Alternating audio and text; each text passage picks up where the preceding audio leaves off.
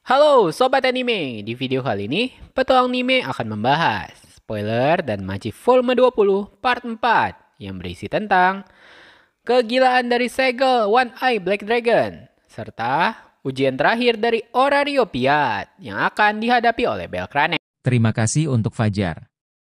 Bantuan kamu dari Saweria sungguh membantu. Sebelum nonton videonya, klik subscribe, like, dan lonceng agar kalian dapat update terbaru dari anime kesukaan kalian. Sebagai pengingat, di spoiler dan Machi Volume 20 Part 3, di sana Petualang Anime sudah membahas bahwa Orario Piat telah berlangsung hingga Orario Piat ronde ketiga. Dan di sisi lain, di kelompok Belkranel, Leon Vandenberg, dan Lina Tule. Akhirnya mereka telah melewati sisi The Great Defensive Wall. Beralih adegan, kini kita berpusat kembali ke dalam cerita di kota Orario, yang mana setelah pertandingan ketiga selesai di Orario Piat, akhirnya pertandingan selanjutnya berlanjut di pertandingan ronde keempat. Jenis pertarungan dalam ronde keempat telah diumumkan, yaitu pertandingan antara tim, antara pihak kota Orario melawan distrik sekolah. Dalam pertarungan ronde 4, lumayan spesifik aturannya, yaitu setiap tim akan diwakili oleh 3 orang petualang.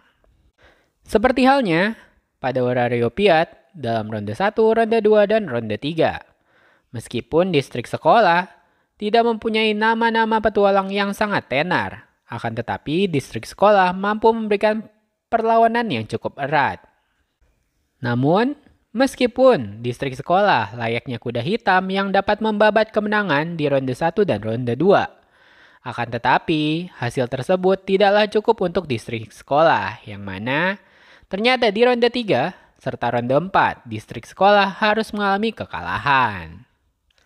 Apalagi di ronde 4 ternyata pihak kota Orario diwakili oleh Ryu Lion, Asfi, serta Aisyah. Yang tentunya 3 orang tersebut memiliki level yang luar biasa. Yang mana seperti yang kita ketahui bahwa Ryu Lion yang berasal dari Hestia Familia adalah salah satu petualang terbaik di kota Orario saat ini. Dikarenakan hal tersebut, banyak pihak yang menentang kemenangan dari pihak kota Orario. Yang mana mereka merasa tidak adil bahwa pihak kota Orario diwakili oleh petualang berlevel 6. Apalagi secara statistik, petualang berlevel 6 pastinya memiliki kekuatan dari stamina hingga segalanya di atas petualang dari distrik sekolah. Meskipun banyak yang menentang kemenangan dari pihak kota Orario di ronde keempat, akan tetapi warga dari kota Orario justru semakin bersemangat dan antusias dikarenakan kini pihak kota Orario telah memiliki jumlah kemenangan yang sama di dalam Orario Piat melawan kota distrik sekolah. Terlarut dalam perasaan senang bahagia, warga dari kota Orario kemudian dengan keras menyebut nama Belkranel, yang mana warga dari kota Orario meyakini bahwa Belkranel, sang petualang rookie yang sangat hebat, akan bertanding di pertandingan terakhir di ronde kelima untuk melawan pihak distrik sekolah. Di dalam tribun penonton, ternyata terdapat orang yang sangat tidak asing, yaitu Allen yang berasal dari Freya Familia. Di sana, Allen ternyata berada di stadion untuk melihat pertandingan tersebut. Akan tetapi, di sini Allen justru merasa kesal dengan sorak-sorak dari warga kota Orario terhadap Belkranel. Di sisi lain, Hedin yang berasal dari Freya Familia juga dulunya juga berkata bahwa mereka atau warga dari kota Orario sangat berisik. Sementara Alfred yang mewakili dari Gulliver bersaudara justru menggoda mereka bahwa mereka seharusnya merasa bangga. Di sisi lain, ternyata di sini mulai diungkapkan bahwa Dewa Hermes lah yang telah membantu melancarkan rencana tersebut. Yang ternyata itu adalah rencana dari Dewa Balder. Melihat sorak-sorai yang memanggil nama Belkranel, di sini Dewa Hermes dengan bangga sangat ingin menunjukkan hal tersebut kepada Belkranel. Di sisi lain, Dewi Hestia yang diperbolehkan mengambil cuti dari pekerjaannya menjual Jagama Rukun sangat bangga ketika dia baru saja masuk ke dalam tribun penonton. Di sana, Dewi Hestia sangat bangga melihat banyak warga kota Rio dan semua yang menonton pertandingan tersebut justru memberikan sorak-sorai mereka kepada Belkranel yang membuat Dewi Hestia merasa sangat bangga.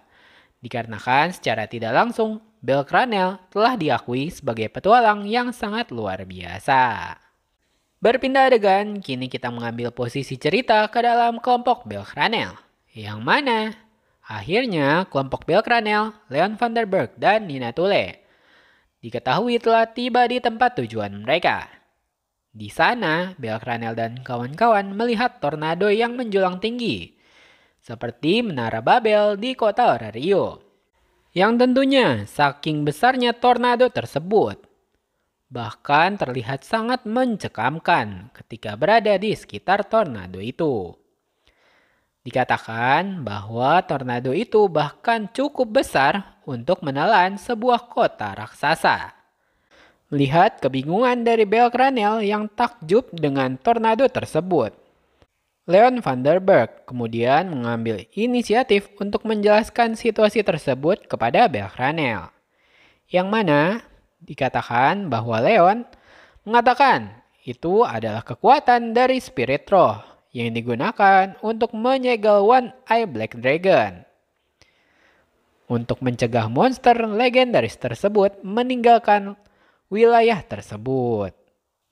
Leon van der Berg kemudian menceritakan bahwa hanya untuk menyegel One Eye Black Dragon meninggalkan wilayah tersebut, itu memerlukan sebuah segel yang sangat besar, yang mana segel itu juga hanya dapat dibuat oleh orang-orang di akhir zaman kuno, di awal zaman para dewa turun ke dunia. Sebagai pengingat, sebelum dewa-dewi dari surga turun ke dunia, banyak pahlawan mengandalkan kekuatan dari spirit roh. Salah satu pahlawan yang disebutkan adalah pahlawan Albert, yang dikatakan di anime dan Machi Sword Oratoria adalah ayah dari Ice Wallenstein.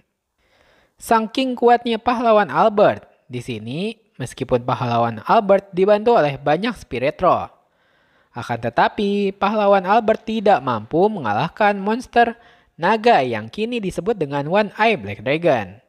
Yang bahkan pahlawan Albert hanya mampu merusak salah satu mata dari monster naga tersebut yang akhirnya monster naga itu disebut dengan One Eye Black Dragon.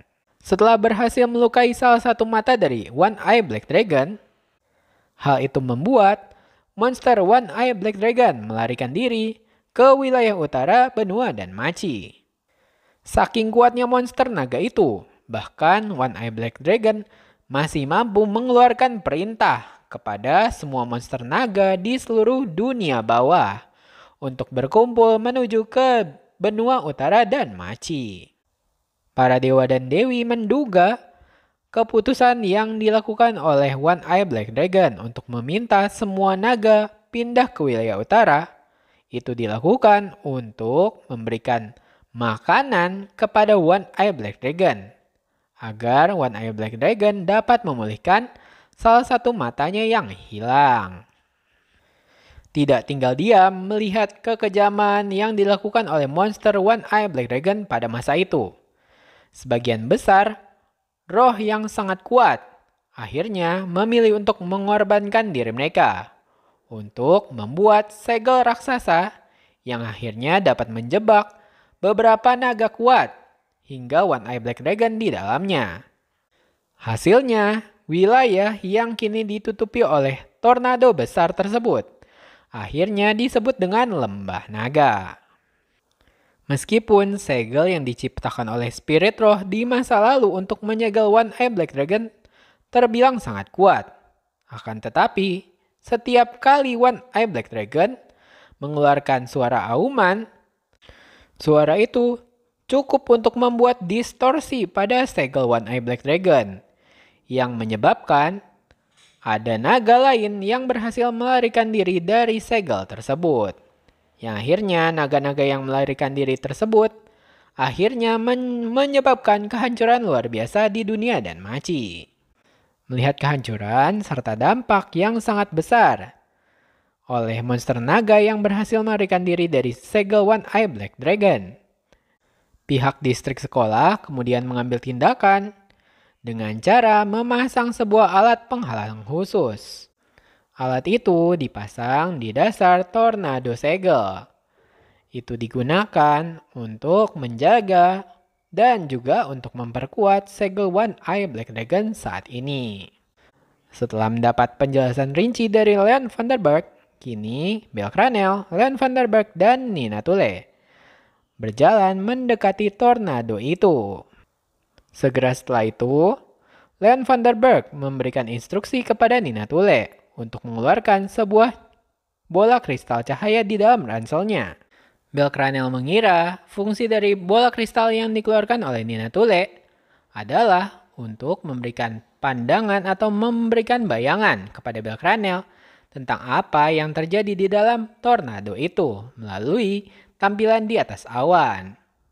Namun, seribu sayang, ternyata Leon Vanderberg kemudian berkata bahwa petualang mereka akhirnya akan dimulai sekarang. Yang tak lama kemudian, Leon Vanderberg segera mengayunkan pedangnya menuju ke kepala Bel Cranel. Bola kristal yang dikeluarkan oleh Nina Tule dengan segera jatuh di tanah, yang kemudian bola kristal itu bersinar, yang akhirnya seberkas cahaya naik ke atas langit, yang membuat Bel Cranel kemudian menyadari bahwa fungsi dari kristal itu adalah untuk menyiarkan apapun yang terjadi di wilayah itu menuju ke warga kota Orario yang akan disiarkan melalui cermin sihir. Di sini, Leon Vanderberg kemudian memberitahu Bel Cranel bahwa pertarungan mereka akan menentukan pemenang antara pihak Orario dan distrik sekolah di dalam Orario Piat. Bagi sobat anime yang ingin mendukung petualang anime dapat menyawer petualang anime di Saweria serta Super Thanks di YouTube. Terima kasih, jumpa kembali di Spoiler dan Maci Volume 20 Part 5.